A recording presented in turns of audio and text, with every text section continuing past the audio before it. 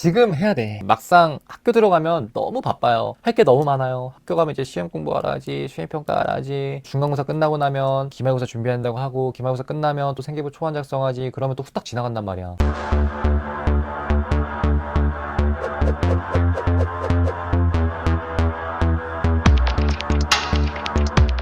안녕하세요. 편하게 궁금하신 사항들 질의응답 하실 수 있도록 제가 하고 있으니까 편하게 질문해 주시면 답변 드리도록 하겠습니다. 우선 그 스토리를 여러분들이 만들어야 되는 이유를 말씀을 드리자면, 우선 스토리 같은 경우는 정말 비문학 읽는 것과 생계부 읽는 거는 동일하다고 생각을 하셔도 상관없어요. 왜 그러냐면 우리가 비문학 읽을 때 문단과 문단별로 유기적으로 연결이 되면 어때요?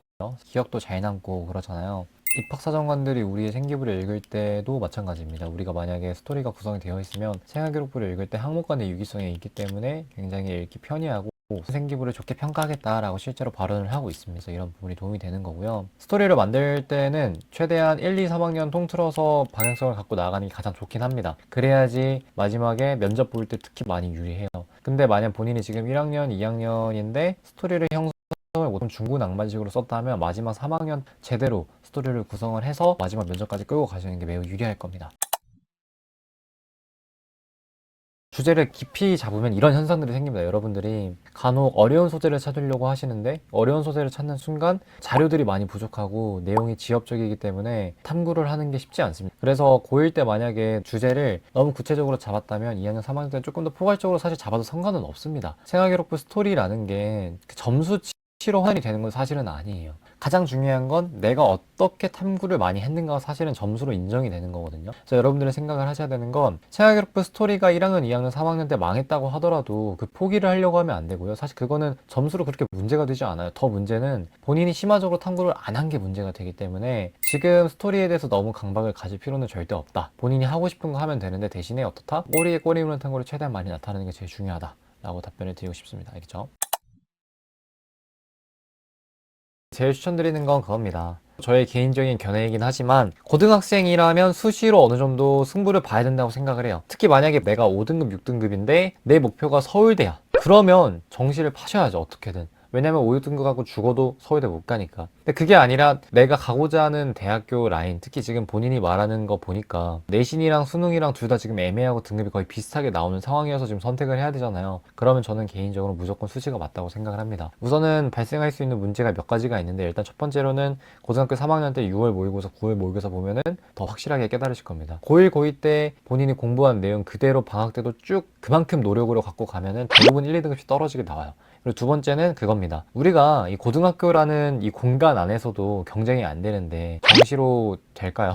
그런 생각도 조금 해주시면 좋을 것 같습니다. 물론 정시에 더 역량이 있는 친구들이 간혹가다 있긴 한데요. 그런 경우는 굉장히 희박하기도 하기 때문에 우선은 수시로 최대한 챙기시는 걸 추천드려요. 그러니까 재수생이나 N수생분들의 얘기를 들어보면 그냥 수시로 갈 걸, 수시 한 번쯤은 해볼 걸이란 말을 굉장히 많이 합니다. 그래서 여러분들도 수시라는 이 선택지를 재학생 때는 최대한 끝내는 게 좋다고 저는 생각을 해요. 우선 첫 번째, 내가 지금 교과로 갈 건지 종합으로 갈 건지를 생각을 해보셔야 되고, 두 번째, 각 대학교의 학업 역량, 진로 역량 판단 기준을 봐야 됩니다. 먼저 첫 번째로 당연히 교과 전형으로 갈 거면 3.5가 더 낫겠죠. 생기부가 안 좋아도. 이제 두 번째로 학종으로 가는 경우가 있는데, 이거는 이제 각 대학마다 스타일이 다릅니다. 예를 들어서 학업 역량을 조금 더 많이 판단하는 경우, 학업 역량, 진로 역량, 공동체 역량 크게 3대 역량이 있는데요. 그 비중치가 다 다릅니다. 대학마다. 그러니까 예를 들어서 경희대 같은 경우 학업 역량 40, 진로 역량 40, 그 다음에 공동체 역량 20 이런 식으로 평가를 하고 있고, 또 다른 대학교는 학업 역량 30, 진로 역량 50, 공동체 역량 20 이런 식으로 평가를 해요. 각 대학마다 스타일이 다르기 때문에 여러분들이 그거에 따라서 조금 달라질 것 같고요. 만약에 특히 진로 역량을 많이 판단을 한다라고 했을 때는 생기부가 좋았을 때 합격 가능성이 또 높아진다는 소리입니다. 그래서 여러분들이 그걸 좀 생각을 해주시면 좋을 것 같고요. 학업 역량 같은 경우는 우리가 수업 태도, 내신 등급, 마지막으로 탐구력 이게 있고요. 그 다음에 진로 역량 같은 경우에는 내가 지원하고자 하는 학과와 관련된 성적, 내가 지원하고자 하는 학과와 관련된 과목 선택 현황, 내가 지원하고자 하는 학과와 관련된 탐구력, 이게 이제 진로 역량이고, 마지막 공동체 역량은 인성, 나눔, 배려 이런 것들 말을 하는 건데, 현실적으로 학업 역량, 진로 역량이 제일 중요하겠죠. 근데 여기서 학업 역량의 비율이 높다는 건 성적을 많이 본다는 거, 그다음에 진로 역량의 비율이 높다는 건 내가 전 과목 성적이 조금 부족하더라도 내 진로와 관련된 활동 많이 하고 성적 괜찮고 과목 선택 잘하면 그래도 뽑아주겠다라는 의미입니다.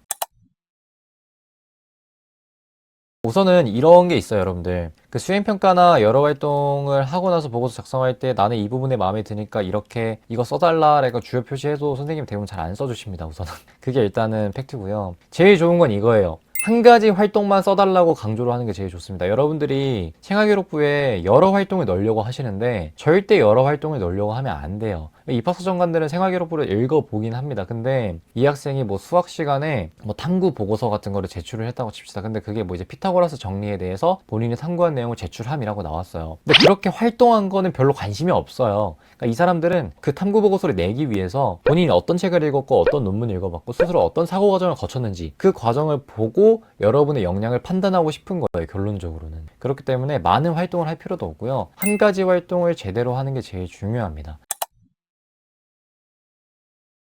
우선은 한 가지 주제로 설정을 하는 게 도움이 되긴 합니다. 왜 그러냐면 특히 이게 면접에서가 그래요. 면접에서 이 생기부를 보고 이제 질문을 하잖아요. 뭐 지원 동기, 그 다음에 왜 왔냐, 앞으로 뭐 하고 싶냐 이런 거에 대해서 질문을 할 겁니다. 그래서 그거에 대해 저희가 답변을 해야 되는데 대부분의 학생의 뉘앙스가 어떤 뉘앙스냐면 나는 컴퓨터공학에 관심이 있으니까 여기 대학교에 갈 거예요 라는 뉘앙스를 풍기고 있어요. 근데 사실 그런 뉘앙스는 그닥 도움이 되지 않습니다. 그래서 면접관 입장에서 그래서 뭐 어쩌라고 이럴 수 있어요. 내가 단순히 컴퓨터공학과에 관심이 있어서 가는 게 아니라 나는 IT 관련해가지고 이런 기술을 개발할 건데 이기 위해서 여기 가는 거예요 라는 뉘앙스를 풍겨야 돼요. 그러기 위해서는 스토리를 구성을 해야 된다는 건데 한 가지 스토리를 구성을 했을 때 물론 이런 부분에서 그 다음에 앞으로 우리가 소재 같은 거 찾을 때 내 스토리가 있으면 좀 더 찾기가 수월하잖아요. 그런 부분에 도움은 되는데 이 스토리가 너무나도 좁아지면은 문제가 될 수 있다. 그러면은 자료들이 많이 없다. 라는 거고요. 지금부터 이제 학교 들어가기 전에 가장 해야 될 거는 저는 개인적으로는 스토리 먼저 설정하시는 걸 추천드리는데 스토리 설정할 때 제일 중요한 건 뭐냐면 여러분의 지식입니다. 내가 지식이 없으면 어떤 스토리도 설정할 수 없을 거고 스토리를 설정해도 이게 맞나 틀리나 아마 고민이 많이 될 거예요. 제일 추천드리는 방법은 하루에 10분씩 유튜브를 보면서 계속 지식을 채워나가는 과정을 좀 하시면 좋을 것 같고요. 사실 이제 저희가 장기 관리를 하면서 이 정규 컨설팅에 라는 걸 넣은 거는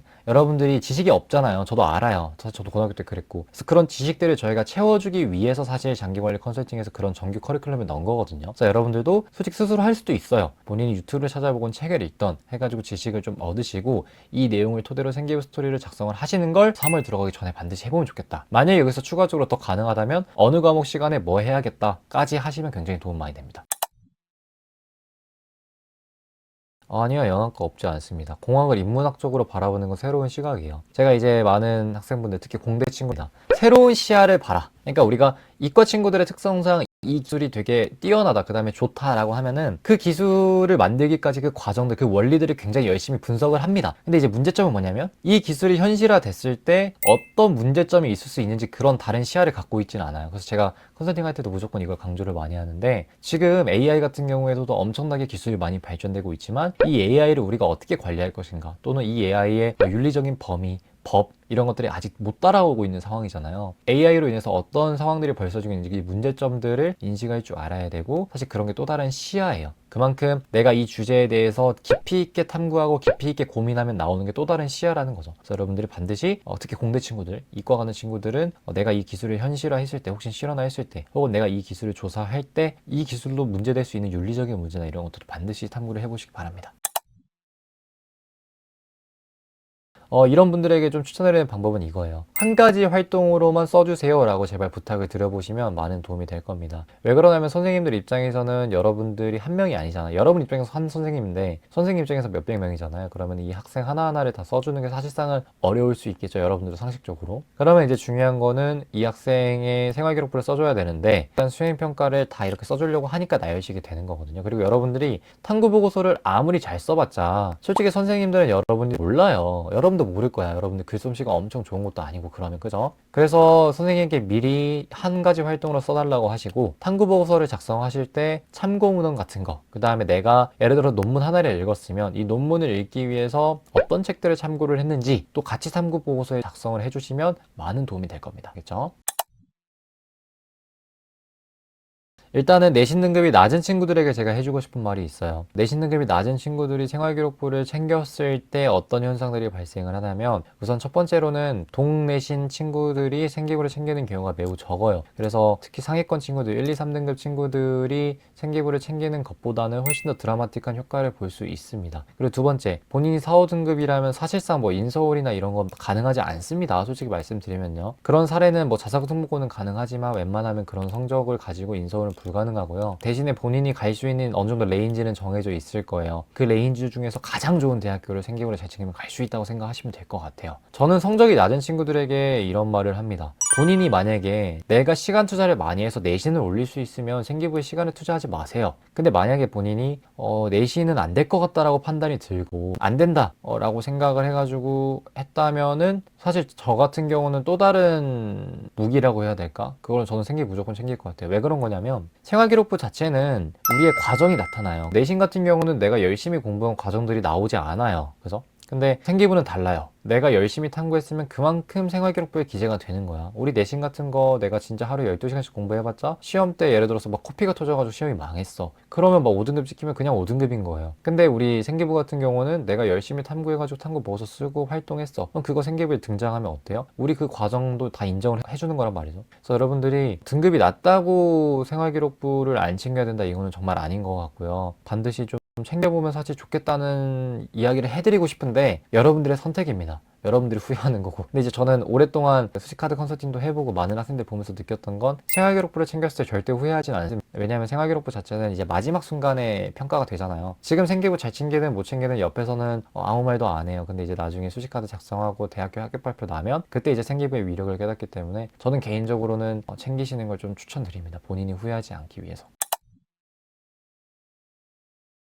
제가 늘 강조하는 건 이겁니다. 수행평가를 예를 들어 3개를 했다고 치면은 제일 중요한 건 내가 가장 잘한 수행평가 혹은 내 진로와 가장 잘 연관된 거를 하나만 선택해서 세티게 기재를 하는 거 제일 추천해 드립니다. 입학사정관들은 여러분들이 어떤 활동들을 많이 했는지 관심이 없고요. 그 활동들을 토대로 본인이 어떤 탐구 과정을 거쳤는지가 관심이 있는 거예요. 이 말은 즉슨 어떤 소리냐면 여러분들이 아무리 많은 활동을 하면은 어떻게 돼요? 세부능력 특기사항 라는 정해져 있죠. 그럼 두세 줄씩 활동들이 3, 4개씩 나올 거 아니야. 그러면은 입학사정관 입장에서 얘가 이 활동을 했는데 어떻게 활동했는지가 안 나타나 있어요. 그럼 망하는 거예요. 그래서 한 가지 활동으로 조금 하시는 걸 추천드립니다. 뭐 이거는 솔직히 개인의 선택인데 저는 개인적으로는 뭐 달라도 크게 문제는 없다고 생각을 합니다. 이거는 개인의 자유니까요.